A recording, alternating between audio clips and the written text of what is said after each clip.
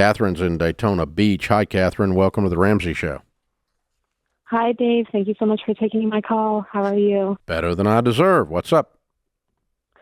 So my question for you is, it has to do with a credit score. My fiance and I are on baby step 2. We're paying off debt.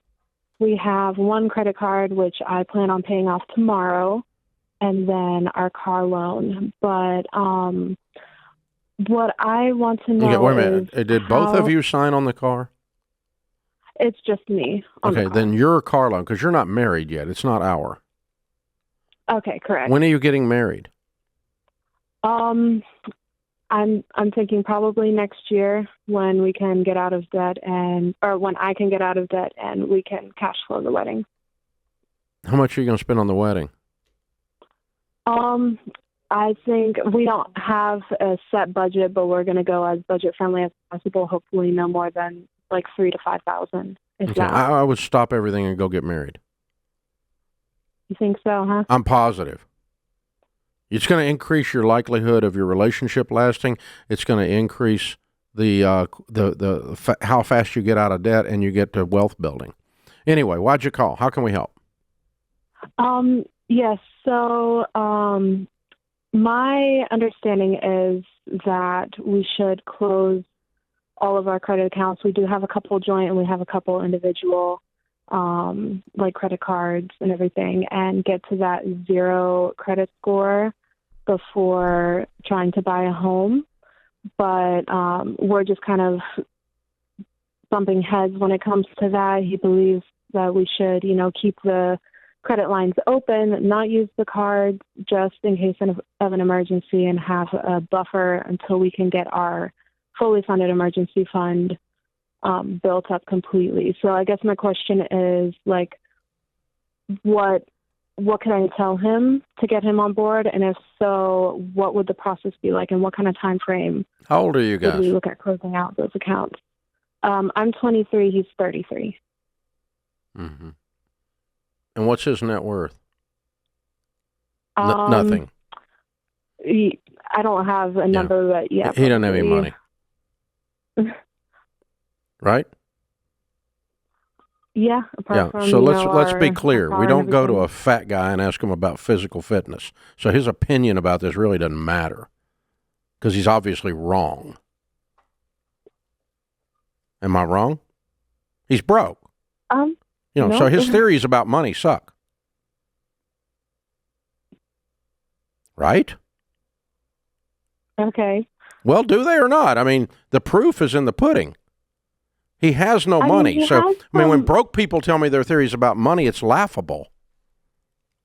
It's when fat people tell me about how to be physically fit. It's the same thing. I have a keg. If I go up to my, on the front of me, my belly, if I go up to my personal trainer and he's got an 8-pack and I start telling him about nutrition, that's funny. You follow me? I follow. Here's the thing. There's a lot of traps that he's fallen into that are cultural. Everyone believes this.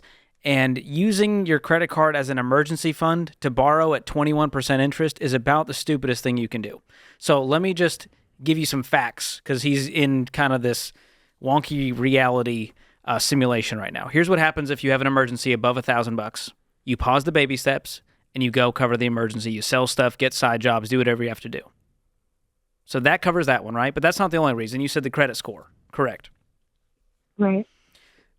There's a thing called manual underwriting when you go to buy a house, and you get a no-score loan through manual underwriting. They look at your full financial picture, your income, your debt-to-income ratio, your down payment, and they give you a mortgage without a credit score.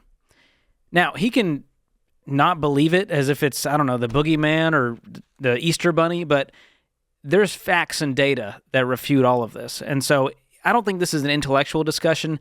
I think this is a huge paradigm shift for him to go, I don't have to play the games of a toxic money culture that says borrowing is the key to wealth. Catherine, you know why I was being so mean? Why? Because he's 33 and you're 23, and I think he's overbearing. And I was trying to give you some courage. He's wrong. Oh, thank you. I think he's strutting around like a turkey. And I think he's wrong. and I want you to stand up, and I want you to have your voice in this relationship, and both of you have a vote, because I think your intellect is stronger than his on this issue, and I don't think he thinks that. Am I wrong? Just to be clear, though, we are not like coming at it in an aggressive standpoint. I just didn't want that image to come across. I just wanted to. You're not coming at it in a what standpoint? Say again. Like an aggressive standpoint with each other. No, you know, I wasn't saying that. But I don't think he's opinions. listening to you. Okay. I don't think it's aggressive at all. I think it's passive aggressive, possibly. But I could be wrong. Could be wrong. Maybe you're the overbearing one, but that would be unusual when you're 10 years his junior.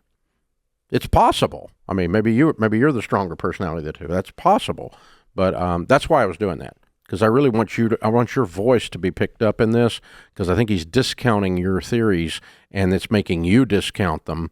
And I think your theories or your approach, the way you want to handle this, is not being heard, and he's kind of rolling his eyes like, little girl, I got this. That's why I was doing that, because I'm not okay with that process. It's not going to work out well for you. And I love both of you, and I want you to both to win. And if he's on the phone, I would do the same exact thing. So I want you guys to, you don't have to be mean to each other or aggressive with each other, but his opinions are wrong because he's broke. I stand by my original statement, but I was being acerbic about it because I really want to make sure that your voice is being heard in this. Yeah, and Catherine, I'm going to give you guys a premarital counseling gift. I don't know that he's going to do it, but I'm going to gift you 1 year of Financial Peace University. I've got a class starting next week that's virtual. You can join that or join a local class in your area. Get in George's class. He's a lot nicer than me. And maybe I can talk to him face-to-face. That'd be fun. Yeah, George will be kind and helpful as opposed to me. So there you go.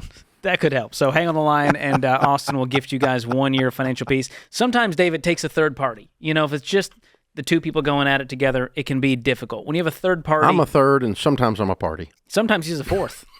Dave's a lot. He is a lot. But, Dave, I heard this quote the other day. Maybe you're not too much. Maybe they're not enough. Woo. I thought that was a fun little... Boom, boom. Boom. Boom, boom. Boom, boom. Just like that. Yeah. So, this is a common thing in a relationship. But, guys, honestly, when you're dealing with your family and you're dealing with your friends or even your spouse, if your broke friends are making fun of your financial plan, it's a sign you're on track. It's like you lost 30 pounds and your obese friend is making fun of you. Good. It means you're on track. Okay? It means you're doing the right thing. And so, I don't give people advice on growing hair on top of my head. I'm not good at it. My track record is horrible. And so if you call me up and ask me how to grow hair on top of your head, you should not take my advice. Dave's good at getting rid of debt. George, however, George has the do. He has the do. If you want to have the do, you could ask George about it, because he's the dude with the do. Nobody wants this much maintenance in their life. I don't have any maintenance, man. My life is good, but I'm still unqualified. That's fair. To give you advice about growing hair on top of your head. One thing I have on Dave. That makes me feel good. There's nothing there. I'm just saying. This is The Ramsey Show.